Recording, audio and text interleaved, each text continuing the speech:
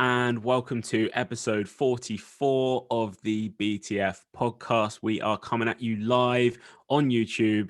And obviously, we thank you for joining us on this Saturday morning. I am also joined on the show by my wonderful co-hosts. We've got John, Levi, and Greg.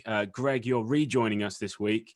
How are you doing, and where the hell have you been? Yeah, I'm good, thank you, Dan. I'm doing all right. I've been on my yoga retreat, as Levi pointed out. Now I've been finishing off my university work. I had a few last deadlines to push out, but now I'm completely done. I'm a free man for now, and it feels brilliant. Levi, how have you been getting on, mate? Not bad at all. Not bad at all. Just been trying to stay sane during this time at home. I say it every week. But yeah, no, it's been difficult to stay sane. So you have to come up with something new every day or every weekend to keep yourself entertained. John? Yeah, not too bad. Same as always. Although I'm going to have a little break from the old fitness regime. Blew my calf up yesterday on so I thought I'd go to a little park, just do a little bit of fitness, and then on the way back, my calf was like ping.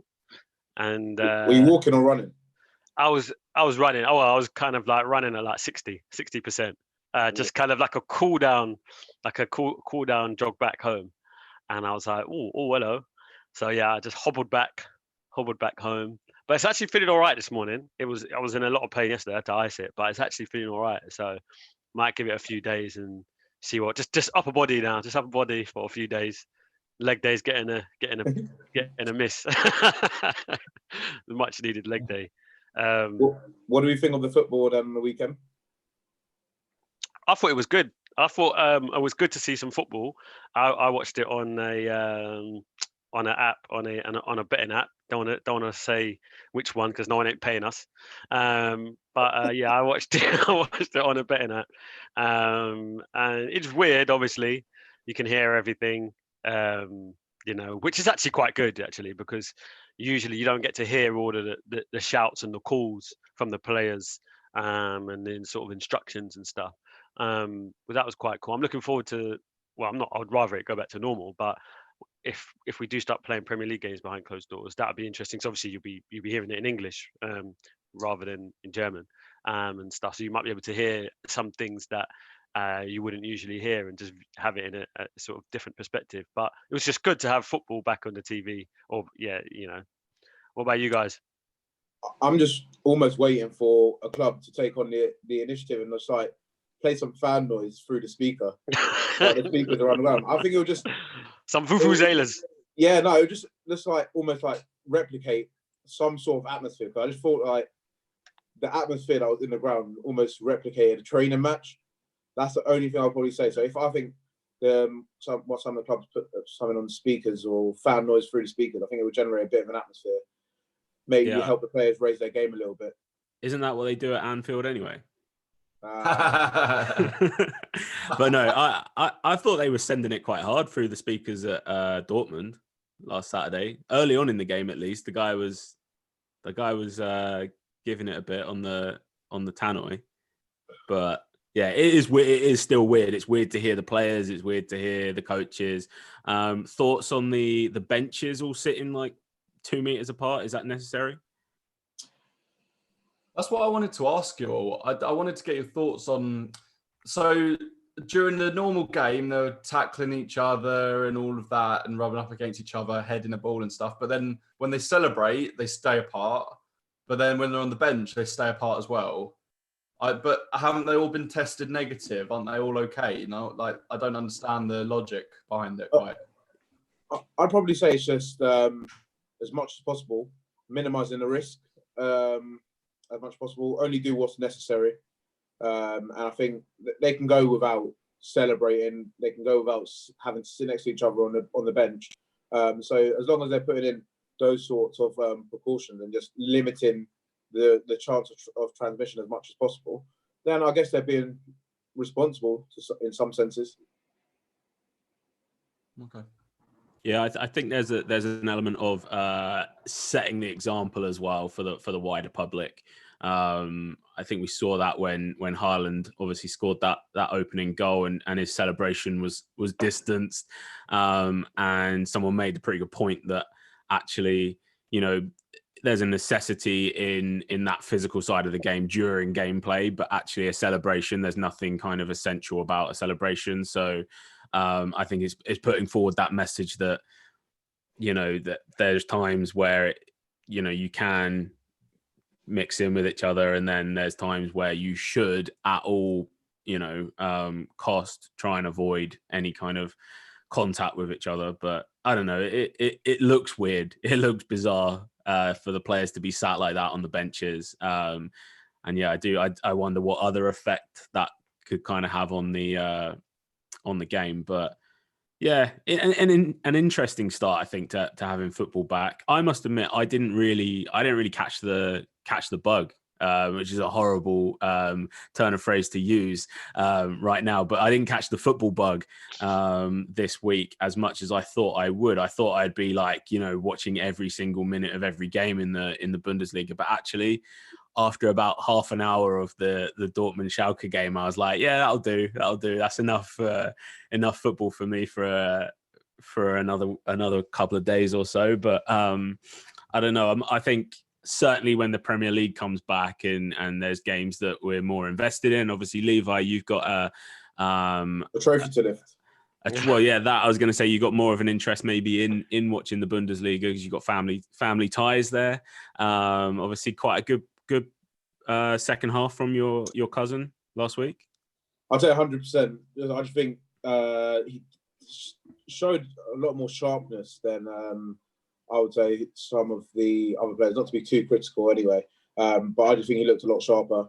Looked more up for it, and he had like moments to show for it, dribbling through in and out of players. So it was quite encouraging to see. Obviously, I'm not the manager, but if I was, I'd hand him the start for the next game, just because he seemed just that little bit sharper than the people around him. Yeah, he was definitely trying to make things happen when he came on, like taking a few shots from distance, trying to take people on. I don't know whether they were in the Schalke team were just kind of overwhelmed by the result, or whether they were still in second gear. But yeah, there wasn't really. I mean, listening to the commentary on, when I was kind of watching it, there was like they couldn't. In the past, I think they referenced the previous game where they came back, and they were just like they can't see anyone. This is before Matondo came on. They're like they can't see anyone kind of doing that because everyone was just kind of in second gear. But when he came on, he definitely tried to at least say, "Look, I need to be starting next week." Let's hope David Wagner is listening in, and he does what he has to do. Yeah, I like the fact that they list David Wagner as an American coach as well on the website I use, Soccerway. I can name drop them.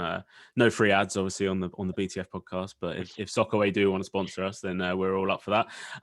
But yeah, David Wagner is technically an American manager, which I always think of him as a German because he is pretty much a German. But I think he had military parents. I don't know. I think I've read that before. But yeah, hopefully he starts Matondo tomorrow. 12:30 kickoff against Augsburg. Is that right? Yeah. So Levi, you had a comment that you sent round to all of us this week that kind of ground your gears a little bit. I think the comment actually came from John. Yeah, I sent it around. Oh, yeah. Was it? Yeah, okay, yeah, right. A little fishing trip. John sent it to try and rile me up. Of course. Yeah, getting my rod ready. Anything Liverpool negative has to go in there. I'm like, this. Let's see how he takes the bait. Yeah. No, John. Do you want to talk about what Michael Ballack had to say about Virgil van Dijk? I'll get it up actually. I'll get it up in our little group. I mean, he wasn't speaking too kindly of Ballack, so he said Virgil van Dijk is very lucky to play in an era where there is no Drogba, no Lampard, Alan Shearer, Henry, Rooney, Van Persie, Tevez, Adebayor, and Diego Costa in the Premier League. No wonder they think he is the best defender in the league. and then underneath, shots fired.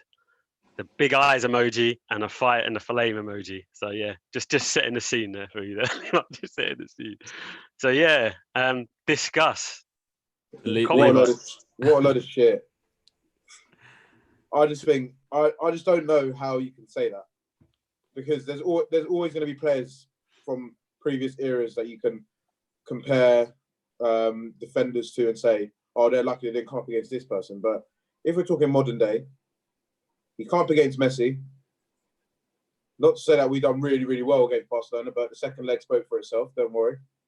And he's come up against some of the best defenders in the Premier League. So the likes of Sergio Aguero. So like, I don't know how you can say he's overrated when you're seeing what these players can do out there. And what's more, Ballack, I don't think he's anything more in the Premier League, in his Premier League era. I don't think he was anything more than the average midfielder. And I don't care if I get hate for saying that.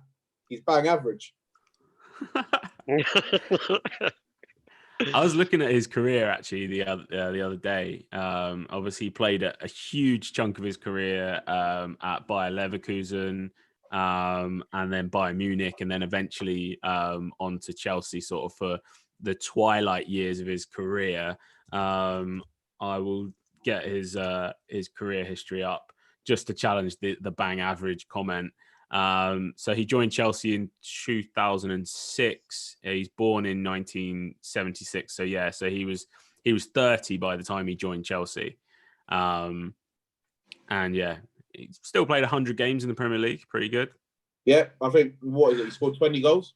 Yeah, 10 assists. And, you pulled up the stats real quick when Yeah. these comments came in. he scored 20 goals, got like 17 assists. His goal ratio is like 0.016. But then I think of Ballack as a more defensive midfielder, at least towards the end of his career. He dropped deeper into that midfield, or he's maybe a true central midfielder. I'd say he's a central midfielder, but he should. Or there was even the key passes stats on it as well. They were rubbish. So does that mean that he doesn't get an opinion? No, not even that he doesn't get an opinion, but I just think before you can pass that level of judgment, saying that he like Van Dijk thinks he's the best defender, or like he's almost claiming that he shouldn't be classed as one of the best defenders in the league, you should at least have some base in that league yourself. So I don't think he has that much base in the Premier League in terms of the effect that he had in the Premier League. I don't think he done a lot. So, Greg, do you think this is more shots fired maybe at people like Harry Kane and Sergio Aguero rather than at Virgil van Dijk himself? Because to me, it sounds like Ballack's saying that the level of the strikers in the Premier League is not good enough. Anymore. Yeah. You've taken the words out of my mouth. Really, I think that it's more a reflection of the striking forces, and that Van Dijk would have a lot more of a problem on his hands had he been playing 10 years prior to the years. But I don't know. I think it's interesting. I've got some stats for Virgil van Dijk actually up. In 148 appearances, 57 clean sheets, 183 tackles, tackle success 70%, 893 clearances. I mean, he's definitely a brilliant defender, but Michael Ballack's got a point. They were incredible strikers. Even Adebayor. I mean, he had his moment, but he was just a bastard in front of goal. He didn't care about defenders. It's a really interesting thought experiment to see what Van Dijk would have been like. But I don't know. It's an interesting comment from him. Do you know what's crazy about this? It's like when it comes to giving Liverpool hate, people make exceptions because we're actually name dropping Adebayor as being a challenge for Virgil van Dijk. But when in reality, he comes up against Aguero, and let's not lie, he can stop Aguero. So I don't want to hear Adebayor. He was using names to fill it out. He's trying to use as much names as possible to fill out. So his statement.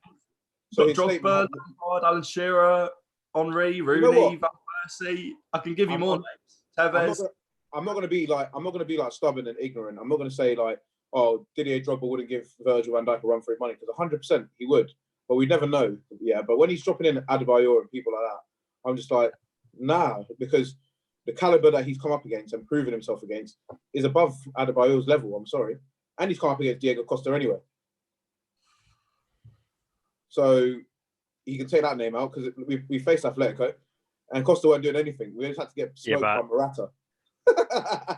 Obviously, Diego Costa. I mean, he's not. He's like, to use a word that Dan said earlier, he's in the twilight of his career. I think Diego Costa, kind of when he came to Chelsea, he was a beast. He was a monster, which is why I was in objection the last time we did that tier thing when you guys had him at the bottom. I was like, no way. So everything that Greg said, I agree with everything that Greg said. Like, you never know, like Levi said, but the level of the strikers in the Premier League, like, apart from Aguero, no one's on on the level of the players that I mentioned in this list, really. Jamie Vardy, you could say he's come up against Jamie Vardy, and he's a quality player. But apart from those two and Harry Kane, that's really it. Yeah, but he's come up against strikers in the Champions League as well. He's come up against strikers on the world stage as well, and he does it the same thing every single time. I don't think it changes. Well, not every single time. I mean, they didn't win the final against Real Madrid, did they? They lost. No, but you come up against the greatest teams in the world. But let's just say the difference that Virgil van Dijk made to Liverpool coming into the team has shown him to be one of the best defenders in the world, in my opinion. You come into a team that, let's just say, are getting second, third, fourth in the league, but it's a slog. It's hard work, and he's just made that workload quite a bit easier. That's why we're like miles and miles ahead at the top of the table, and the likes of Arsenal, Tottenham, they don't have that player. They don't have that player that can stand at the back and be like, cool, rock solid. Because I don't want to hear Alderweireld's name. I don't want to hear Mustafi. I don't want to hear any of it. I don't want to hear it.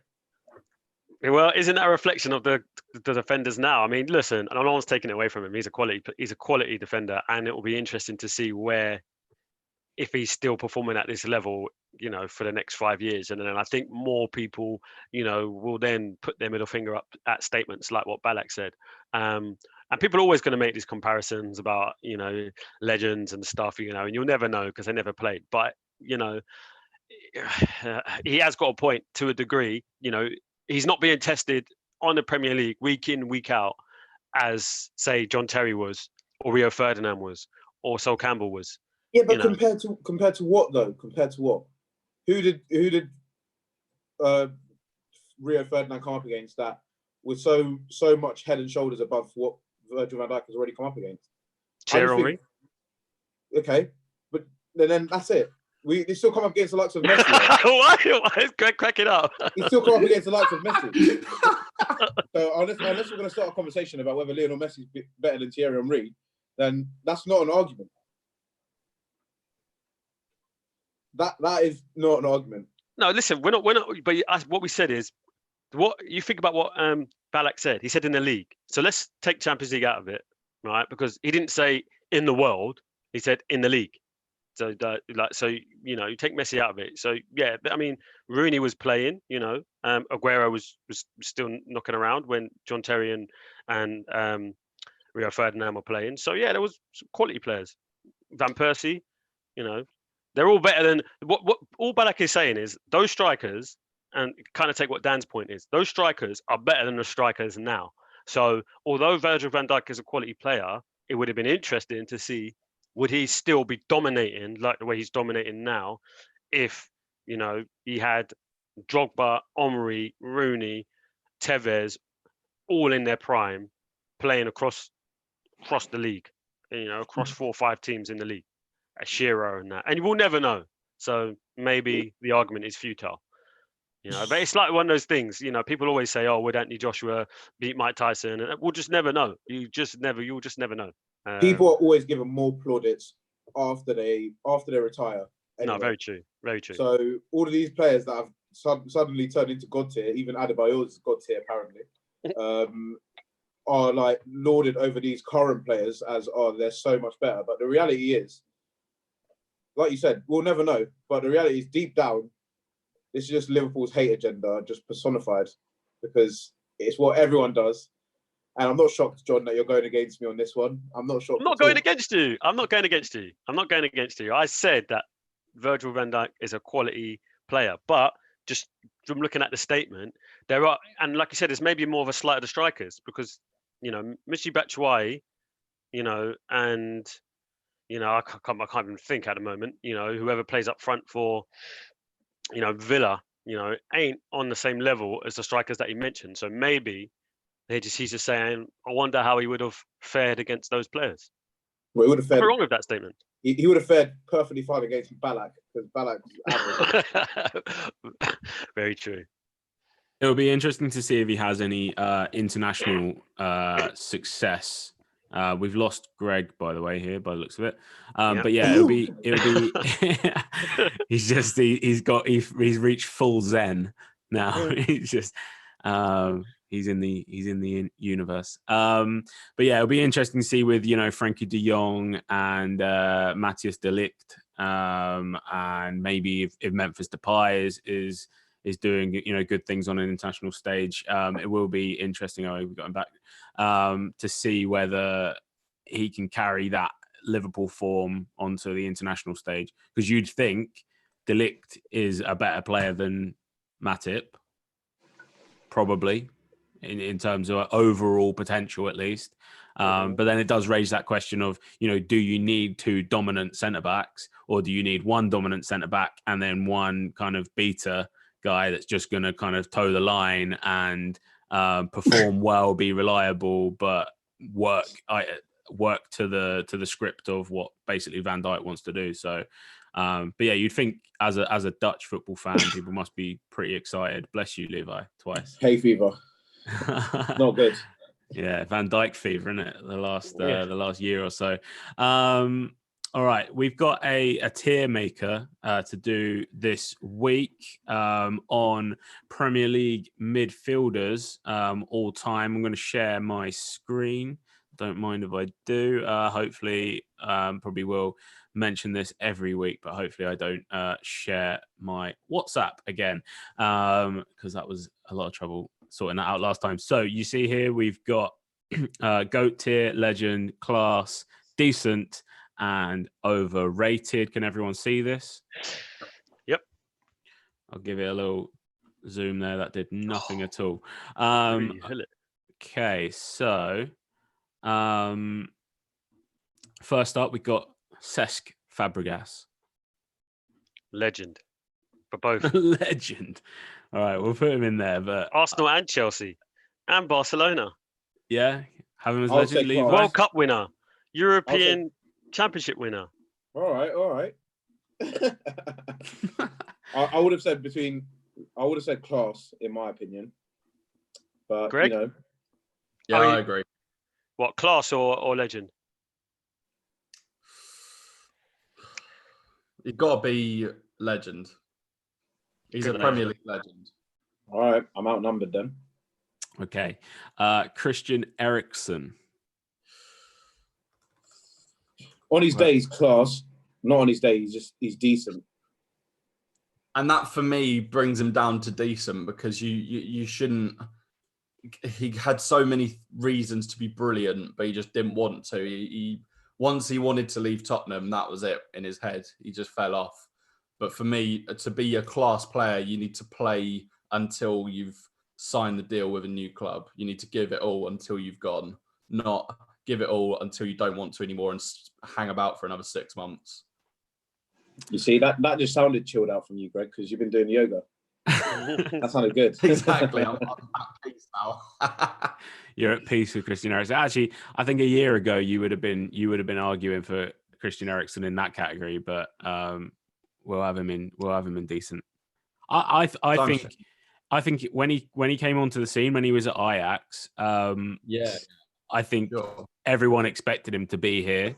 And there was that one game, I think it was England-Denmark, and this must have been probably around 2010, 2012, something like that.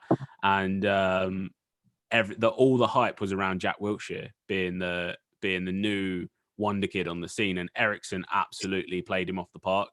And yeah, at that point, Ericsson really did look like he would be a legend. But I would agree, probably in the decent category. A lot of potential there. You know, he can still play like a legend sometimes, but yeah, no consistency. And for me, decent is probably the right place for him to be. He's got great statistics. I mean, 333 appearances, 76 goals, and 91 assists. But that gets clouded by the amount of effort. He's even complaining about being at Inter now. He's having a moan about that, how that hasn't gone how he wanted. Yeah. Yeah. We'll keep him in decent then for now. Next up. That's Claude Makelele. That is Claude Makelele, isn't it? Yeah, okay. Claude Makelele. So, I mean, there's arguments for that. Like, he certainly, if we're talking about, you know, him, this man, any other good defensive mid, if we talk about that position, then Claude is the GOAT of that position. But if we're looking at overall midfielders here, can you argue against that? Not really. I mean, yeah, I think you're right there. I mean, he definitely changed football. You know, they talk about players that change football. I was reading some stuff on Zidane from Ancelotti this morning about how he changed the way he thought about football. And Claude Makelele definitely did that. But yeah, I think legend is quite right. Any arguments against it? Obviously, a career played for Real Madrid, Chelsea. I just wish that he played for the Congo national team as opposed to playing for France. But you know, yeah. can't be choosers. Are you happy with him in legend then, everyone? Yeah. Yeah. The next one's a tough one. Next up, yeah, David Silva. Legend. Shall I tell you what I think the problem with Man City players are? That probably stops people from wanting to put them in the legend and GOAT category. Just because they're such a new club on the scene, almost in the sense of the money side of it, they're a new club and challenging for things. I'm always reluctant to put like their players at the top of the game almost. That's my justification for it anyway. No, there is definitely a justification for that. You see that all the time. People don't want to give them the credit that they deserve because everyone just goes, the money or you know, sort of thing. But boy, he could easily be a GOAT, in my opinion. You know, everyone speaks so highly of him, don't they? The players and stuff like that. So for me, he's in that grey area between GOAT and legend. But I'll leave it up to you guys to decide which one. I'd put him in a grey area of class and legend. I'd say legend. Yeah. I think, yeah, legend at the moment. Out of these three, I think he's probably there. I think he's better than Cesc, in my opinion. But I don't know. I mean, he's kind of been the linchpin of that Manchester City revolution, the money, whatever you want to call it. Like, he's been the one player that, I mean, Company was that one player, I guess, before, but Silva has been consistently brilliant in that team. Yeah, I think we'll leave him in this legends category for now. And I mean, I certainly think he's one of the best midfielders the Premier League's had. Emmanuel Petit. Go on, John. Tell us he's going to be at the GOAT level. No, he's not. I mean, for me, his best days were at Arsenal. I'm not sure where he went after Arsenal. Was it Madrid or Barcelona? I think it was Barcelona. And then he came back and went to Chelsea. It was obviously for his twilight years. But his best spell was definitely at Arsenal, and obviously World Cup winner, a European Championship winner. But I would say I'd probably put him in class, in my opinion. Yep. I don't know if anyone wants to argue with that. No, I'm happy with that. You know, I do think that midfielders like him, Gilberto Silva, Makelele, they because they don't score a lot of goals and they kind of do the dog work and kind of retrieve the ball and stuff, they're not going to get the same level. But he was a top player. Yeah, scored in a World Cup final as well, obviously in 1998. Yeah, I think class is good there. N'Golo Kante, Premier League winner with 2 different clubs. I'm going to put him in class just because of. I would say put him in class because of what he's done with Leicester. I think he almost deserves a little bit more credit than probably what he does get, and also he's in that France and that World Cup winning side as well. So yeah, I think his work rate is mad, but I just think I hope when he does eventually retire, he's given the credit he almost deserves, because again, like you said with Makelele, he's revolutionised as well. I think the defensive midfielder role, showing that you have to have energy, countless amount of energy, and just continuously running and just going for it 100% of the time from minute 1 to minute 90. You could argue as well that he's sort of changed Leicester, I think, changed the Premier League in many ways, in terms of they showed that you didn't have to have the most expensive squad or the highest wage bill or be the flashiest players out there driving whatever you want. And didn't he drive a Mini or something? I think he used to run to training, and then he drives a Mini now. So there's a lot of guy. Like, as a guy, I think he seems pretty humble. But I think class is probably the right place for him at the moment. Give it 5-6 more years, whatever, of him playing in the Premier League, and maybe he'll be in that tier. But I think he's one of the best. But then they got I think the whole Leicester team got gifted like i8s. BMW i8s, BMW i8s after winning the league. Blue ones. Yeah. All right, Super Frank. Where are we putting him? Legend. Premier League legend. Undoubtedly, legend. Flirting with the top tier here. Let's leave him in legend for now. I don't think we need to really discuss that one too much. No. Right, Joe Cole. Decent. Yeah. I think if somebody has like a really good spell for maybe 2-3 years where they're like almost unplayable, but then they just can't maintain it, then I think they just need to be that level below, where we've got class. You know what I mean? Because they just couldn't do it consistently.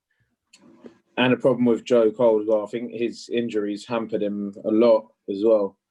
I find he's quite an injury-prone player, so I just don't think he could almost have achieved his full potential, just because the injuries held him back a little bit. I always remember the goal he scored against, I think, Sweden it was. Yeah. What was that, 2006? 2006, I think. I'm not sure, actually. No, would it have been 2006? That's a World Cup year, isn't it? Oh, so 2004 probably, or 2008. Either one. Yeah. Cracking goal.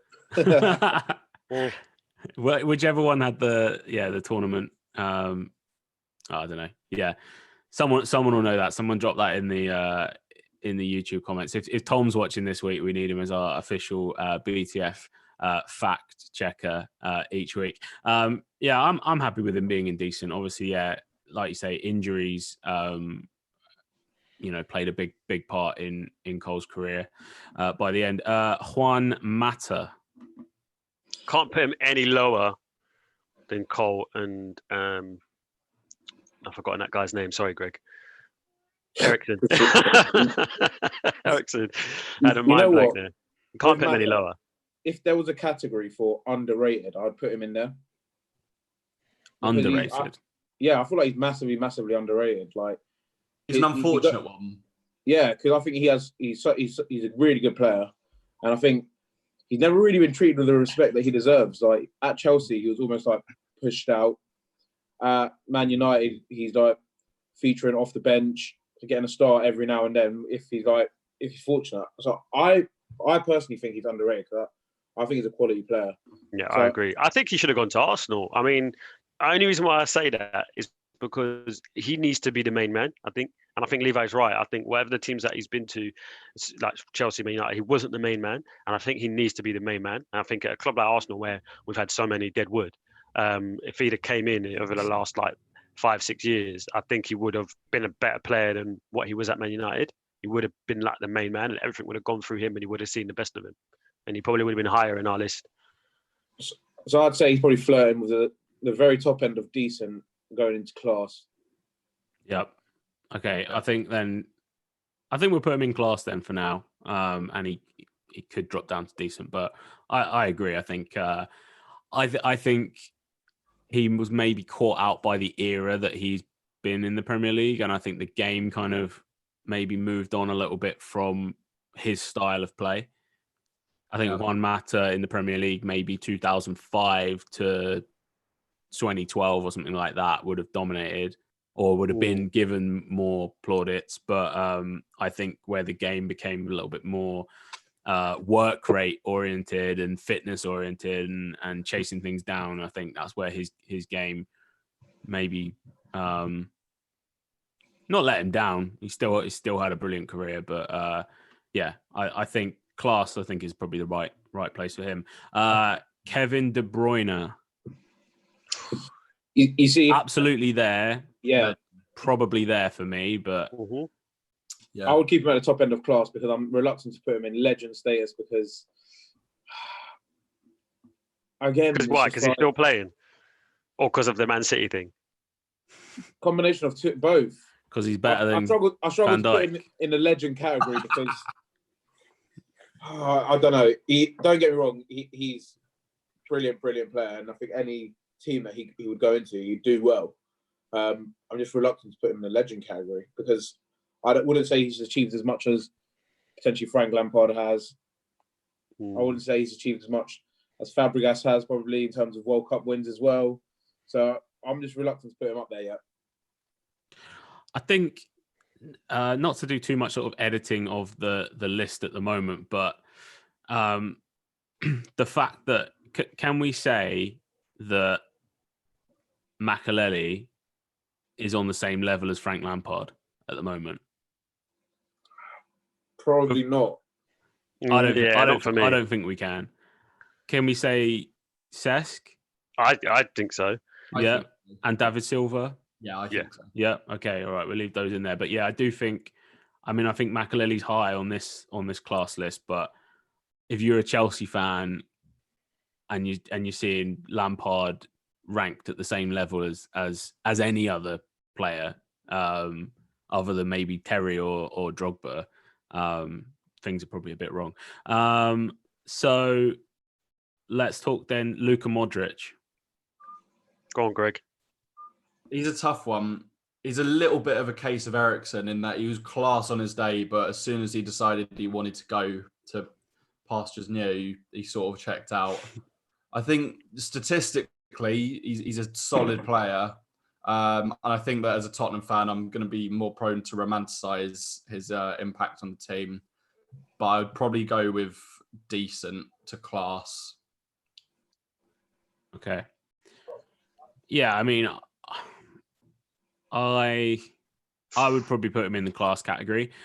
The only thing is, obviously, this is a Premier League all time, and I think how many seasons did Modric have in the Premier League? Maybe 4 or 5. I can fact check that. Few. He left us in 2012, 2013 season. That long ago, was it? 7 years. Played about 200 games, I think, something like that. 127 Premier League games. He played 2008 to 2012. Yeah. Been at Real Madrid for 8 years. That's pretty impressive. I think he's had his best years at Real Madrid. Yeah. I think he's top end of decent in the Premier League. Yeah. Potential to move up. Obviously, a World Cup finalist. A fantastic player, someone that's kind of maybe again changed the game a little bit. Not physically what you'd potentially expect from a central midfielder. Yeah, he absolutely bossed the game when he was out there just for his movement and his vision. We had a chance to buy him as well. So Wenger said, "Nah, he's too small," and yeah, he proved him wrong, didn't he? Do you know what? I think he has to be in class, bottom end of class. I think if one matters in class, then I think Modric has to be in there as well. I agree with that. Matt Letizia. Now, what a player. The scorer of fantastic goals, isn't he? Never missed a penalty. Really? Yeah, he never missed a penalty. What a good player. I mean, I think is he? I mean, he probably is a Premier League legend if you're looking at like players that are in the legend status of the Premier League. I mean, the only thing is he didn't. Maybe it's because he just played for Southampton, but they didn't really achieve anything really, did they? But as a player, everyone knows him. Yeah. So, I but think- that was me deciding between class and legend. But I'm happy for either. I think he's a Premier League legend. Yeah.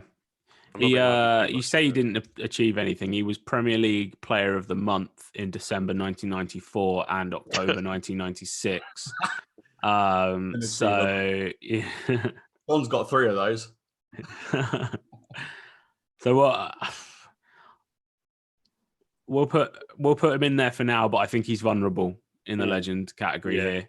I think. I mean, I'll admit I probably don't have enough knowledge on Matt Le Tissier to pass sort of fair judgment, but let's complete some of the rest of it, and then we'll see maybe where the chips fall. Mesut Ozil. It's a tough one, that is, because as a player, he is class. But again, just like with some of the other players you mentioned, like Eriksen and stuff, for one reason or another, whether it's mentally or whatever, they don't really deliver what was said on the tin. But as a player, he's a class footballer. If you watch his highlights and some of the tricks and some of the ways he gets himself out of tight spots, it is unbelievable. But there's just not enough consistency.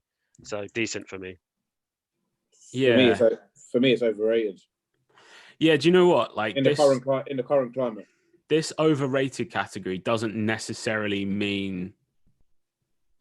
doesn't have to mean that they are not better than some of these players, because I think I would say he's undeniably overrated as he currently plays. But there were times where he's been one of my favorite players in world football, just through the way that he plays the game, and certainly when he came through the national team ranks with Germany, and I think he was part of an under-21s team that again absolutely smoked England at the European under-21 championships, and then he followed that form on, and I think his career kind of went off the rails a bit when Mourinho was manager of Real Madrid.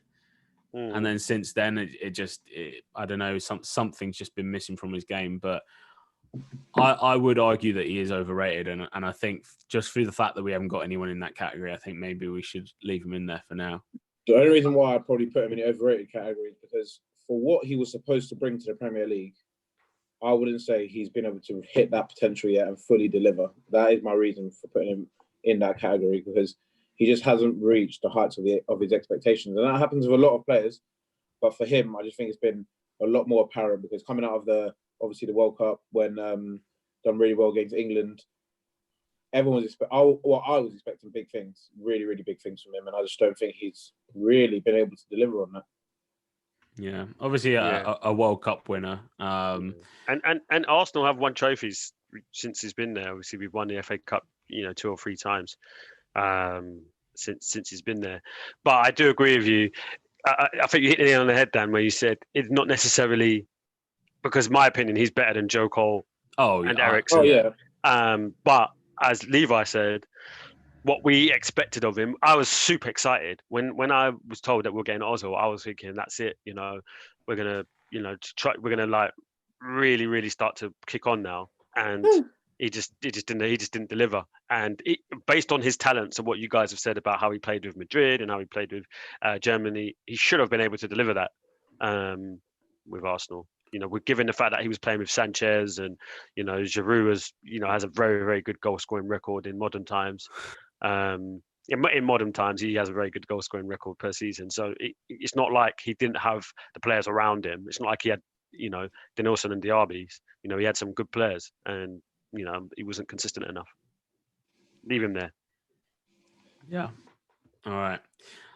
We'll leave him in there for now. There are some comments actually coming in from Shot from Headley. Do you know, Levi, who this is? Yeah. I think he's talking about Ozil here. He says the geezer came from supplying Ronaldo and Benzema to supplying Giroud and Walcott. Which is so true. It is so true. then when he got He someone is, but decent, he was I'm getting sure. throws out the squad. I'm sure it is undeniable though. In my opinion, it's undeniable that he just did it. He hasn't reached the peak of his potential that he had coming into the Premier League. So as much as he should be the bridge gap between the quality of Benzema and Giroud and Walcott, for example. He should have been the bridging the gap because his supply should have basically made them look so much better than what they are. To be fair to him, right? To be fair, I watch more Arsenal games than I guess you guys do. Obviously, you watch your own team games more when they're live. He put on a lot of assists, and whoever's just jumped on and said that he was supplying to Walcott missed some glorious chances. I think there was one season where he created the most chances. Like I think he set the record for creating the most chances. And like you said, if he had Benzema or Ronaldo at the end of it, maybe Arsenal would have maybe won the league or something. But he had Walcott and Giroud, and their strike rate wasn't off the level. So could you say that they made him look bad? He does have 54 assists, but it's 54 assists in 184 appearances. It's not bad. Not bad. All right, we'll leave him down there for now. I mean, I don't feel great about it. I like I said, he's one of my favourite players, or at least he was one of my favourite players. Michael Carrick, a mainstay of the Sir Alex Ferguson sort of later years at Man United, Mr. Consistent. Champions League winner. Throws out by Gerrard and Lampard at England level. Yeah, he goes under the radar. I think he brought a lot to the table in terms of Man United, especially because I think we were able to notice the difference when Carrick left almost after the Sir Alex Ferguson era. United constantly had that hole in midfield, and I think him leaving United or him retiring really exposed basically how underrated he was, because how they struggled to adapt showed that almost the void that he left. Yeah, I mean, So I put him in class. Argument for legend or stay in class? No, I think he'll stay in class because he's not a legend. Yeah, he just doesn't have it about him. Okay, Michael Essien. Oh, what a player! What a player! Class for me. I don't want to argue with that. I won't argue with that. Yeah, I'm happy with Essien in class. Yeah, I think. I don't think you can argue against that. We've got a few ex Real Madrid players going in that class category now. Nicky Butt. This is probably too much of a throwback for me. Yeah, we'll just leave him up there. I mean, I think decent, and I think just based on the fact that there are so many great players from that Ferguson era at United that came through the academy, Giggs, Beckham, Scholes, of which Giggs and Becks aren't on this, so I guess these are central midfielders in the most part. But yeah, I think Nicky Butt was a very consistent player for Man United, not always a starter, more of a squad player. Obviously later in his career played for Newcastle.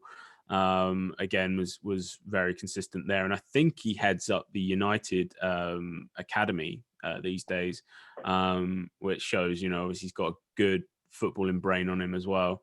But I mean, I think you absolutely can't argue against decent. He's certainly not overrated. But yeah, in the context of this, I would probably still say decent. I'm gutted that Henderson's not on the list. Yeah, this was maybe made a little bit before that. He'd be next to Ozil. Yeah, you wish. Yeah, for Nicky Butt, obviously, as you guys like to rub in, I am the oldest of this cohort here. I saw quite a lot of him back in the day, a thorn in the Arsenal sides. But yeah, he's a decent player. He didn't, like Dan said, he came through with those players, but he wasn't the one setting the world alight, was he? There was other players, but he was definitely key to Man United's success in the 90s for sure, and early noughties. Big Patrick Vieira. Legend, I would say. Yeah, I think he's next to Lampard, if not in front of Yeah. him, in my opinion. Definitely ahead of Cesc. I'm probably gonna do that. I think it just helps as well that he was obviously the captain of the club while he was doing pretty helps. well. So Like Jordan Henderson, stamp his authority. Mm. Henderson's lifting Champions League trophies. I didn't see Vieira do that. So won the World Cup. True. He won the World Cup, mate, in the European Championship. So I think those trump Champions League, in my opinion. But hey, I think the only reason I actually think he's a better footballer than Lampard. But I think if you're just talking about like he in the Premier League, I believe Lampard was there longer. He scored more goals. Box-to-box midfielder. I think they're both legends. But yeah, I agree with Lampard just being ahead of him, just because Vieira was only at Arsenal for like 6 or 7 years. But in that time, he was unbelievable. He's got that gold Premier League trophy. The only one. For the unbeaten season. He took the penalty, the last penalty. His last contribution to Arsenal was scoring a penalty against United in the FA Cup. The FA Cup final, and that does take some cojones. And the battles that he used to have with Roy Keane were unbelievable. But yeah, he's definitely a legend. I was ready to say much more about that. Yep, current manager of Nice in Ligue 1. Played for obviously Man City as well. Inter Milan, which brings us on to another guy that played for Inter Milan in his career, Paul Ince. The governor. This is again probably John's era of football. It's a hard one, Paul Ince. He's taking a bit. I'd definitely put him in class or legend. I don't know about you, Dan. Yeah, again, I can't say I've seen enough Paul Ince football, but yeah, I think played for Liverpool. Played for United, and the only reason why he kind of went to Liverpool from United because he fell out with Alex Ferguson, because obviously he was getting a bit too big for his boots. He gave himself that nickname, the Governor. He was kind of in charge of everything, and kind of when Alex Ferguson was kind of like, this guy's getting a bit too big for his boots, and kind of moved him on and done that thing which made him the legendary manager of saying no player's bigger than the club. I went to Liverpool and was great. It was great for Liverpool. We should do a tier maker of players that were not bigger than Man United. Ruud van Nistelrooy, Jaap Stam, David Beckham, Wayne Rooney to some extent on there. Tevez, yeah. There's such a long, endless list of players that were not bigger than Ferguson. But yeah, all right. We'll put Ince in class for now. Obviously, at the end of this, we'll try and even out these categories. Next up, we've got the man, another World Cup winner, academy player at Man United, moved on to Juventus early on in his career, and then made the journey back to the west of Manchester. I think there's big arguments for that at the moment. Yeah, people are like I'm saying that they won't like it. Loads of people are rattled by that right now. People are typing through probably in the comments right now, going off because no one's allowed to touch Pogba. But again, he came from Italy. He was doing well in Italy. Juventus were like, yeah, Pogba's back. Massive reveal, massive hype around him. And the only thing like he's really brought to the table is the longest penalty run up that I've ever seen. So yeah. I really would argue with him though that an injury-free, fully committed, well-managed Paul Pogba is ahead, or at least level with what Kevin De Bruyne is achieving. I think you're right, but the way that we've judged Modric, Ozil, Eriksen, you can't play that fantasy, unfortunately. I think you're right, but going at face value, Pogba definitely belongs in overrated. And I'll just make it clear that overrated is not to say that he doesn't have the potential and he hasn't shown that he is a class player. Yeah. Levi doing damage control here. 100%. My Twitter replies were blowing up the last time we done this, so I'm trying to do limit damage. But I'm just saying, Pogba, he hasn't hit the potential that he's meant to, and it's always this conversation that he could just leave the club. He's a bit like a spoiled child, so I'd put him firmly in that category. Not to say he's not a class player, but he's definitely current climate at the minute overrated. Yeah. I just want to say as well, all these players are class players, but obviously the categories that we've got, we have to put them in. You know, they're all class. I mean, Pogba's. Own it. Own your decision. Own it. No, listen. The reason why I say that is Ozil, because Ozil's in there. Listen, Ozil, for me, Ozil's got has the ability to be a world class player, and so does Pogba. But yeah, for one reason or another, they just haven't delivered what they said on a tin. You know, you're buying beans and then you open it up and you get spaghetti hoops. You know, it's just not. It's just not what's there. That's the title of the episode right there. Yeah. Yeah.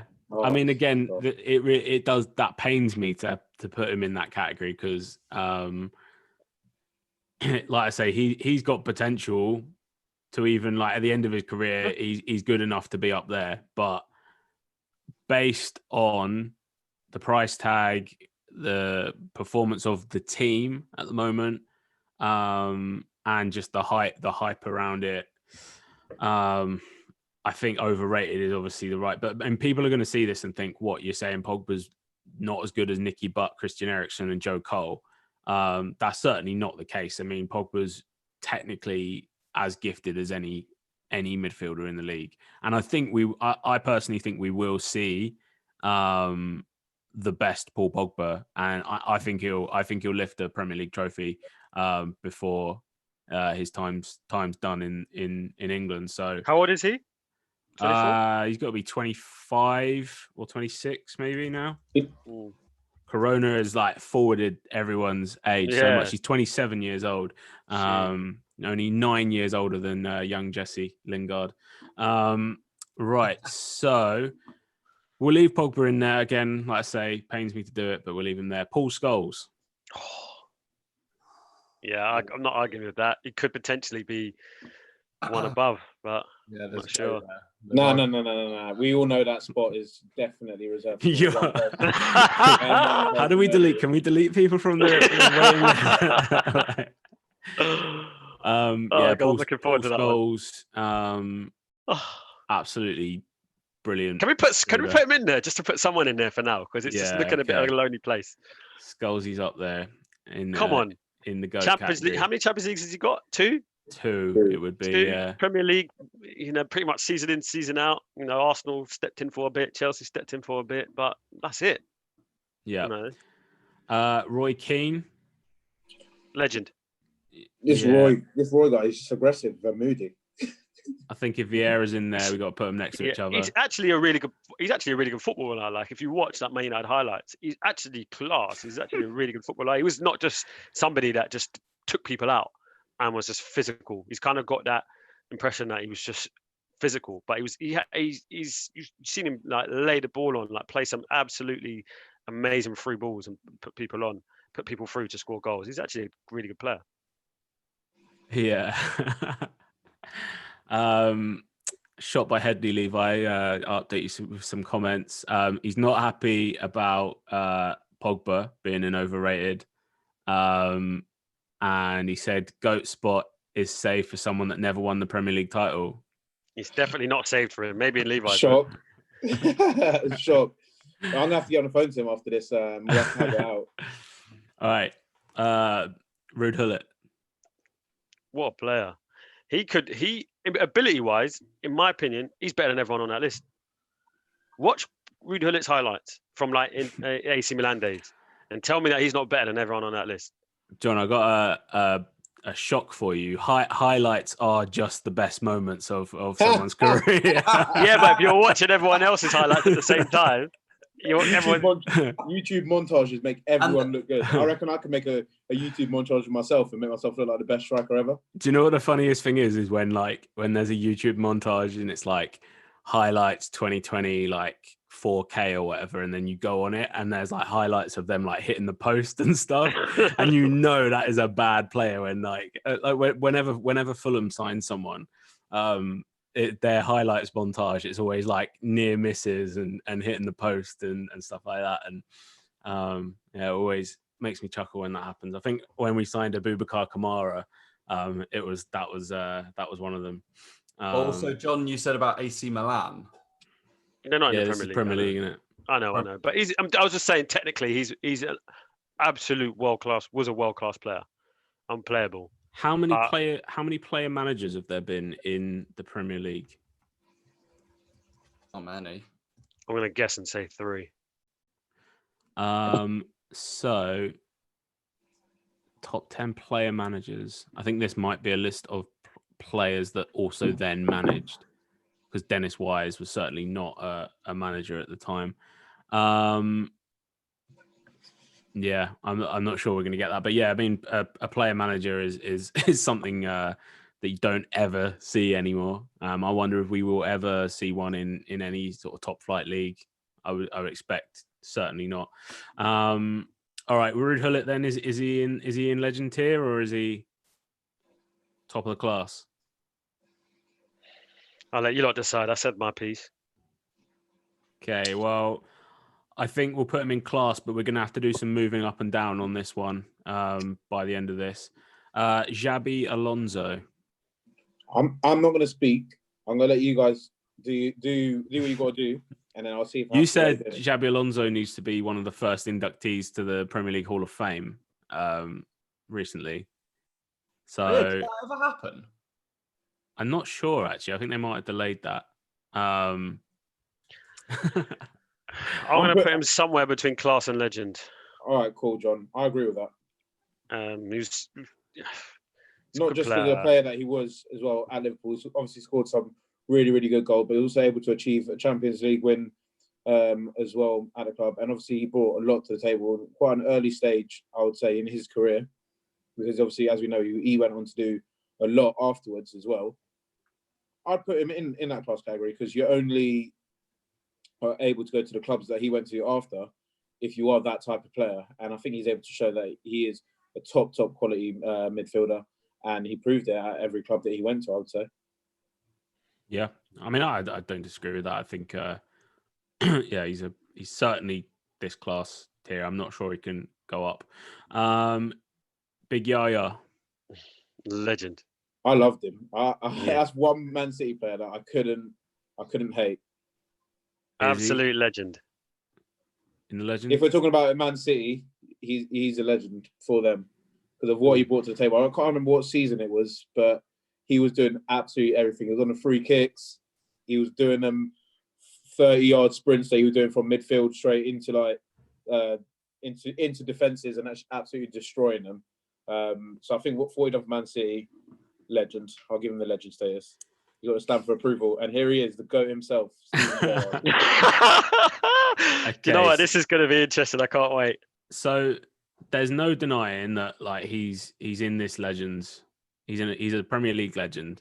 The argument, as it's been dropped in the comments, is clearly that he doesn't have a Premier League title. And if you're looking at him against who's currently up in that GOAT category, you know, what Scholes has probably got, 11 or something like that?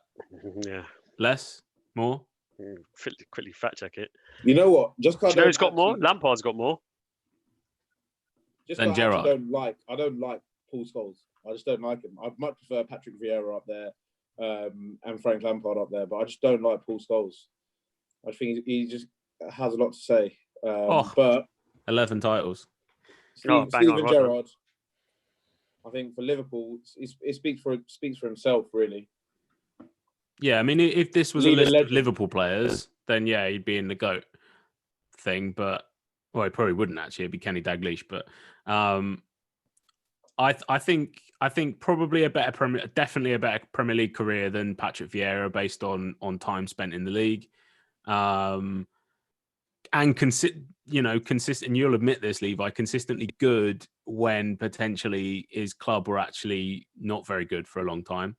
I think what made Gerrard for me such a good player is the fact that, yeah, conventionally he was a centre midfielder, but he could adapt and he could play a central attacking midfielder role. Because I think he played that throughout the whole season, probably in 2008, I think, with Fernando Torres, and their partnership was absolutely crazy. So I think his nature that he can adapt to almost fit the team around him made him a versatile player, and obviously a really good one. And the Champions League win with the comeback and being the captain, I think it bodes well for Stevie G. So I'm happy with his placement there. I'm obviously probably the argument for Gerrard Lampard will continue for years to come, but I won't speak too much on it. But yeah, I'll happily accept this for now. I mean, I've had many arguments when I was at uni, when they were both pretty much in their primes, and at that time, I would say probably 2010. I think I gave it to Lampard as probably the better, slightly. But I think how you have it now, I'm happy with it. And even me as being an Arsenal supporter, with Vieira being pushed back there, I don't mind that, because, like you say, he was only in the Premier League for he was in the Premier League for a shorter amount of time than the three of those that are ahead of him. And also, I just want to add as well, they were largely, for the most parts of their careers as well, one-man clubs as well. Apart from Lampard, he done a little bit of a madness when he went to Man City. They were largely very much known for one-man clubs. Right. Okay. So are we going to keep Scholesy then as the GOAT? I think so. Just with 11 Premier League titles, I don't think you can really contest that. Yeah. Okay. So I want to even out this class tier here, and hopefully we can drop. We've got to drop 3 of these down to the decent category. Then I'll drop Mata and Petty. Petty, like Petty. Modric. I think. Right. So you're saying Mata, Petit, and potentially Modric. I think Javi. I think I'll let Greg go with this one. No, yeah, I'm happy with that. Really, I think that having thought about it, Modric and Eriksen, they sort of came in and they were meant to absolutely change the game and change the culture at the club. And while they amazing service for us, they sort of checked out early. And I think for me, if we're looking at the grand scale of this, that isn't a class act to do for a football club. You play for the shirt that you're wearing until you're not. And yeah, I think that there's definitely a case for them slotting down into decent over anyone else, at least. Yeah, a lot of Chelsea players in that class tier. I am already getting hate. Already getting hate. I can't believe this. Ryan has joined in with shot by Headley in the comments, and yeah, they're laying into you, Levi. Over what? Pogba. I think it's Pogba. Christian Ball's been mentioned. People are fuming that Lampard hasn't made it to the goat tier, but Lampard doesn't have 11 Premier League titles. Yeah, he does. I don't think so. Obviously, he's Chelsea. He's like Chelsea's top scorer, isn't he? All-time top scorer, which is obviously an incredible achievement for a midfielder, but doesn't have 11. Doesn't have 11 titles. Yeah. Yeah, I think if it's a Premier League list, like you say, also not that it plays into this too much, but when players play for one club for their whole career, it's pretty impressive as well, as Scholes did. Not something that even Gerrard can say he did in the end. With those years at LA Galaxy, line it up. Not to twist the knife at all. Right. He had 17 seasons at Anfield. Sorry, I just looked at that. That's a long time. Good lad, that's why. Bloody hell. Yeah, a good point here by shot by Headley. Lampard does have the record for being the all-time scoring midfielder in the Premier League, which is very impressive. I think Lampard is undisputably top 2 Premier League midfielders of all time, and it is a bit of a coin toss between those two. Three. Yeah, he's locked in at third, I think, Gerard. But yeah. We'll leave this as it is because this is quite provocative, and I think this will go well on Twitter, and yeah, you probably will get a bit of abuse. We will qualify as well. This overrated category here does not necessarily mean that they are any that they couldn't slot into any of these other categories. It just means the hype and the true potential that they have. They've not maybe met that yet. And I still think that Paul Pogba probably will have the last laugh in the Premier League alongside Bruno Fernandes if he stays at Man United. So yeah, we will put that up on Twitter. Feel free to throw as much hate towards Levi as possible. And yeah, we'll see where that goes. So I'm going to stop the screen share. So should we do some predictions for this weekend's Bundesliga fixtures? Yes. Everyone up for that? Yep. Okay, so we have today, we'll do the 2:30 kickoffs first. Mönchengladbach taking on Bayer Leverkusen. Johnny Mills, what are you thinking? I'm going to go with Leverkusen. Okay, Greg? It's a spicy game, isn't it? 3rd and 5th, only 2 points in it. I think Mönchengladbach. Mönchengladbach taking the home win. And Levi? I'm probably going to side with John here on this one. I'm going to say Bayer Leverkusen. I think it'll be interesting, really interesting game. I think it'll be tightly fought, but I feel like Leverkusen might have it. They seem to be rocking and rolling already the other day. So, and Leon Bailey might prove the difference as well. Yeah. 2 teams on great form. I'm gonna go down the middle, go for a draw. Next up, we have Wolfsburg taking on Borussia Dortmund. This is 2nd place in the league. Dortmund taking on 6th place Wolfsburg. First of all, we'll come to Levi in this. I'm going to say Dortmund. Probably just based off their performance last week. They did seem just that little bit. They seem head and shoulders sharper than Schalke, obviously. But yeah, I think the quality that they have, and now having already a game under their belt behind closed doors, I think it will allow them to really get going. So I think Dortmund will take this one. Okay, Greg? Yeah, I agree. Dortmund beat Wolfsburg hammer and tong last time. I think it was 3-0. Yeah, I think they've got that in the bag.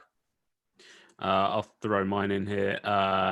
Yeah, I think a Dortmund win. Haaland's on the score sheet again. And John? 5-0. 5-0. That is bold. To who? Wolfsburg. No, Dortmund. Next up, we've got Freiburg taking on Werder Bremen. This Freiburg. is... Yeah, Freiburg 7th place, Bremen down in 17th. Bremen without a win in their last 6 games. Their last win actually came against Dortmund, but that was in the cup, so doesn't count, does it? So what are you saying, Freiburg, Levi? Yeah, so I'll say Freiburg, and it'll be quite convincing, I believe. Anyone going to go with Bremen or a draw in this one? Well, they drew last time 2-2, so they can score against each other. I reckon it'll be a tough one. I reckon it'll be a draw, to be honest. And John? I'll go Freiburg. And hey, why not? Let's go for the Bremen win. What a time to break your losing streak. Lastly, we've got Paderborn taking on Hoffenheim. Again, 2 teams without a win in some time. Paderborn down rock bottom 18th in the league, taking on 9th place Hoffenheim. I'm going to go with league position here and say a Hoffenheim win. John? Yeah, same as you. I'm not too sure about this one, so I'll go over league position and go for same as what you said. Okay, Greg Yeah, that's a Hoffenheim win, easy. and Levi. Hoffenheim. Okay. You'd expect anyway. Yeah, you would expect Hoffenheim, obviously the former club of which Liverpool player? Oh, don't do this to me. Roberto Firmino. Yeah. Well done. You passed the test. Put me on the spot then. Super And fan. the final fixture today, our last prediction is Bayern Munich taking on Eintracht Frankfurt. Bayern Munich obviously picked up a 2-0 win last week against Union Berlin. Goals from Pavard and Lewandowski. Can you see anything other than a win in front of, in front of nobody at the Allianz Arena? I think that's a Bayern win, and there's no two ways to go about it. Ditto. What's the score then? Let's get score predictions for this one. 3-0. 4-0. And Greg? Interestingly, the last game, Eintracht Frankfurt won, and they didn't just win; they won 5-1 against Bayern. So Yeah, there revenge. might be some bad blood there. Yeah. So I don't know. It could be. It could fire up the engines for the Bayern Munich team. I reckon about 2-0, something like that. Okay. The engines aren't firing that much then. I'll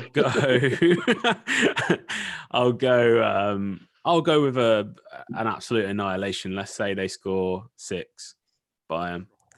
Lewandowski with 4. 4 goals. I knew you were going to say that. Yeah. It's better than a hat trick, but it's not unbelievable. It's not Alan Shearer Premier League record level. But yeah, all right. So 6-0 Bayern, I'm saying for that. That concludes our predictions then for today's Bundesliga games. As we said, please don't hold us accountable if you lose any money when placing bets on the Bundesliga. Boys, any plans for the rest of the weekend? I am going to be feeling like what Levi's feeling today to tomorrow. So I remember last week I told you that I did this horse racing thing where you basically, you've got a DVD, you fire up the DVD, race night, and then all the horses are just random names. With different themes like different types of steak or sexual positions or whatever. Different. They're the races, and then you'll have they've changed the horse races. They've changed the races, the names of the horses, so you don't know which one's going to win. So I'll be doing that again. And I just spoke to you guys about this just before we went on. This company, little plug here, called Seychelles. No free ads. No free ads, yeah, unless you want to pay me. They deliver cocktails to your house. So it's 27 quid for 2 liters of pina colada. So that came to the house this morning. So that's in the fridge, percolating, ready for later. And so it should be a good night. Good night for me and the gang. Just getting on it a bit. What about the rest of you guys? I'll be watching a bit of football, as per, and I'm going to try and have a bit of a tame one. The last couple of days have been a bit crazy, been a bit of a whirlwind, so I'm going to try and settle down this weekend and just chill out. Levi weekend. Levi and Greg, we need to get on a Warzone BTF trio this weekend. I'm terrible, but I'll give it my best. I'll give it my best shot. You got to make sure you got that the update downloaded as well. Do you know the game is 170 gig now? It's crazy. Might have to delete it. Yeah, well, I've deleted FIFA, I've deleted NBA already just to have it on my system. But it would be good to get a squad together for that. And John, obviously, as ever, buy a PlayStation or an Xbox. And I'm always left behind. Although I have started watching The Last Dance. I know you guys are way ahead of me with that. I'm just finished episode 6 last night. Oh, brilliant! Absolutely loving it. Yeah. I've watched one a night basically, and then go to bed. So absolutely loving it. Thoughts on MJ so far? just a alpha, isn't he? As Yeah. described. There's just players like that across all sports in history, ain't there? When they're just no one can get near them. Someone else, has an amazing game, and then okay, fine, we'll see you next time we play. I'll outdo you. Yeah. And and it's just across his life. I mean, you saw them playing penny up or dollar up or whatever they call it in America, and he just has to win. He just got cut his skin open, and his winner comes out rather than blood. So it's just crazy. It's just crazy mentality. I think I'm going to start taking everything personally, just so that it can make me go that one step further and justify it. Take everything personally. Yeah, he was definitely the CEO of taking things personal and being able to use that to his advantage. He was just quite a remarkable sportsman. I'd love to see more documentaries actually on top guys. I think in football, probably the closest thing to him at the moment would be Ronaldo.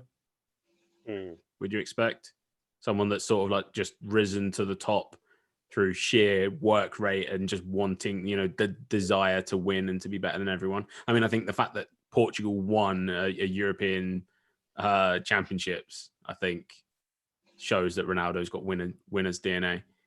That'd be good. I mean, there is documentaries that have been done on Ronaldo already, isn't there? Yeah. I just think The Last Dance is done in a different way, isn't it? Yeah, I'm not sure there'll be anything like it for a long time, because obviously all the footage was shot 25 years ago, and then all the interviews are done now, and actually it's so much better to see all these grown guys. I don't know if you saw there was an interview done with, I think it was ESPN or Bleacher Report maybe did an interview with Karl Malone in the last week. I guess, John, you're not quite probably at the bit where he's starting to take on Karl Malone. No, not yet. But you can see there's still so much bad blood there between former players, and Isaiah Thomas as well. Obviously, you've seen that bit with him where he gets shown, Mike gets shown the clip of Thomas talking about was it the Pistons? handshake when they the handshake moment. Like leaving the court early and stuff, and just poor. Very poor. Yeah, very poor. But yeah, I absolutely love that series. I'd give it a 10 out of 10 for how it was, which is quite rare. Greg, are you on it yet? I'm not, no, but I've had a really busy week, so now I've got a bit more time. I'm definitely gonna check it out for sure. I've been seeing things all over Twitter about how brilliant it is. Yeah, bump that up to the top of your list of things to watch. Well worth it. Okay, well, we'll park the show here. It's been a good week. I'm sure there's going to be a lot of fallout on social media about this tier that we've made, but I might have to switch off my phone because it's going It's always Levi. Yeah, He always gets it in the neck. Oh, right. God. Well, I'll have to some of these. Yeah, you'll be all right, mate. All right, so yeah, thank you for watching. It's been episode 44 of the BTF podcast. We will see you next week. Bye.